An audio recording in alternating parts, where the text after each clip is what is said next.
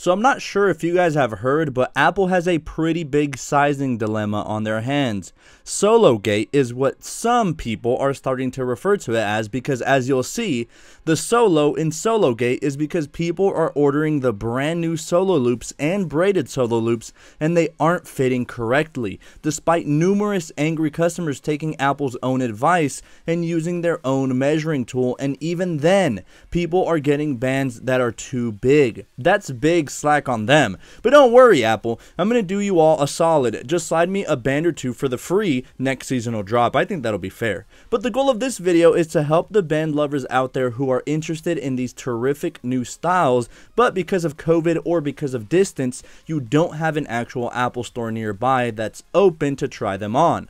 My bandaholics, I got your back. Welcome to my sizing guide for the brand new solo loops and braided solo loop bands. Now, before I roll into the intro and begin, I wanted to tell you guys that I had to pull some major strings to obtain all of these darn bands. I literally was driving all over my home state of Georgia, all in the name of helping you guys out. So, a big favor I ask is, at the bare minimum, please consider dropping a like if this video was informative, educational, or entertaining, and don't be afraid to share it around to another fellow band lover who might need to see this video. And if you're into watch bands, Apple, or tech in general, consider hitting that subscribe button with bells so that you never miss out on any of my new videos. Oh, and by the way, I am giving away one of these solo loops. Actually, I'm giving away one of every style, including the sport bands, the Nike Sports, and the solo loops, just to name a few. So if you want to know how you can enter, just watch until the end for those juicy details. Alright, I think we're ready now. Let's hit that intro.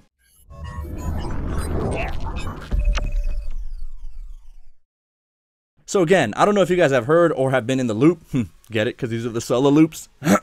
So yeah, apparently Apple was being a bad Apple. Look, let me paint a scenario for you. Imagine you just ordered one of the brand new Apple Watch Series 6 with one of those ultra sexy and sought after solo loop bands, but you're unsure of your size. So you go and use Apple's little tool, and let's just say you were on the line of a 5 or 6. So you say F it and get the size 6.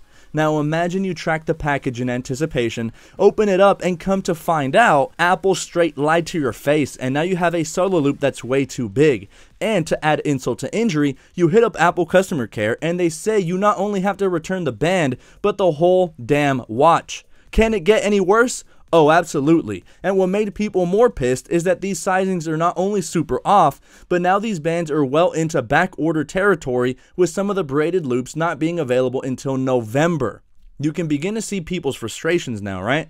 Well, Apple isn't forcing you to return the entire watch anymore, just the band, but still, that was the inspiration for this video. So let's begin with my sizing so you guys can get some perspective on my wrist sizing relative to each size on my wrist. Don't worry, I also have exact measurements of each, and to cover all my bases, and so you all have an even better idea, I will also compare each size to a standard US quarter, which Wikipedia says measures in with a diameter of 0.955 inches, or for more civilized countries that use the metric system, a US quarter measures in at roughly 24.26 millimeters. Okay, so if you print out Apple's little tool, you'll need some scissors and your wrist nearby, or I guess it's always nearby, never mind, and wrap it around your wrist to supposedly get your correct size. So as you can see, I am right on the line of a 7 and 8. I ended up going for the 7, and I mean, it fits, but when I tried on the 6, yo, way better, way more snug. Now imagine I ordered the 8 though and assumed bigger would be better. Yikes, I would be pretty upset, not gonna lie. I have a little chart at the end that gives you my own personal recommendation on what size you should get.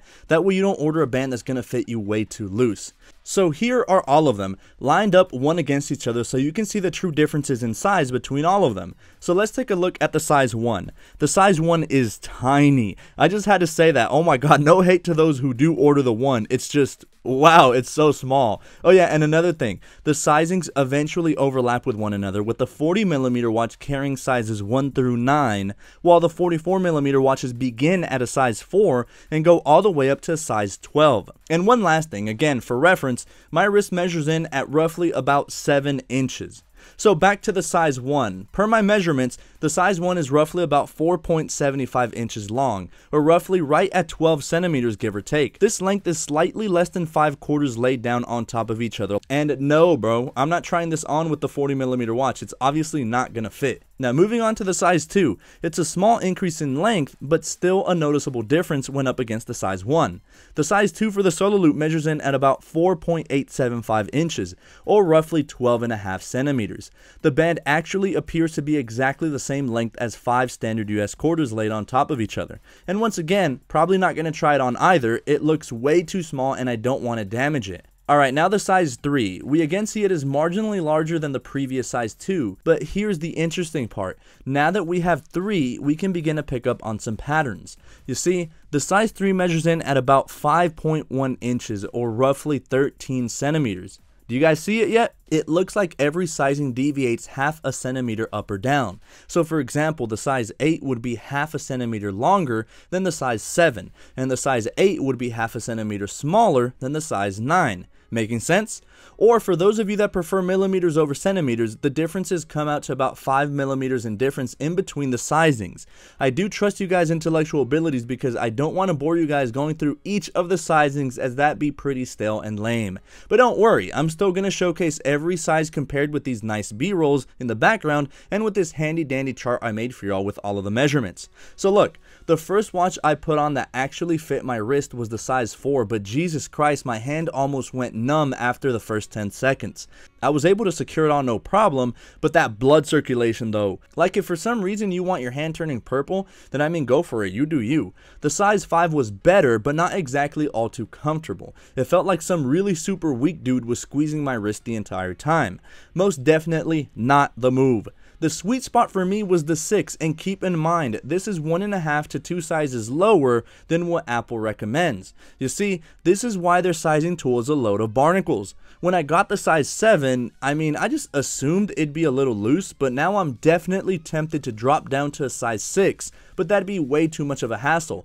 All my braided solo and solo loops are size 7s, so I guess I'll take the L on these for now and just pick up size 6 for future releases.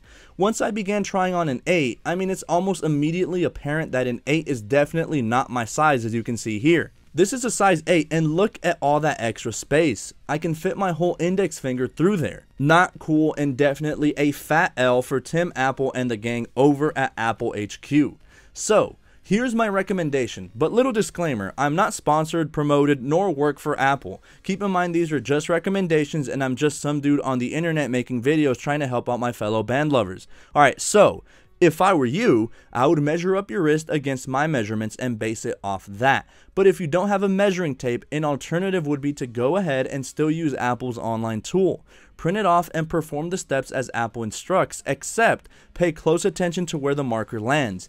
If you're in between a number like I am, say in between a 7 or 8, you then take the average of the two by adding the 7 and the 8 together, then dividing by 2.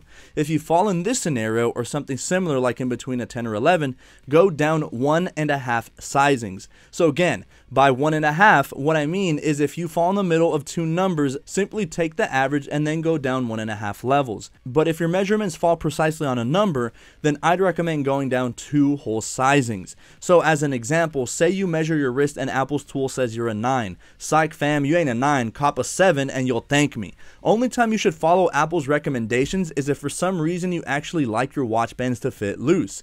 I haven't met anyone who does yet, so I don't know. But yeah guys, that's been it. I truly hope this video has helped you out. If this video can at least help out a single person, then I did my job. I know buying bands through their online store is already tough because of coloring, but now it's made even harder because of sizing. Well, worry not, I have a playlist where I showcase every single new style and new color of band release for this fall 2020 season.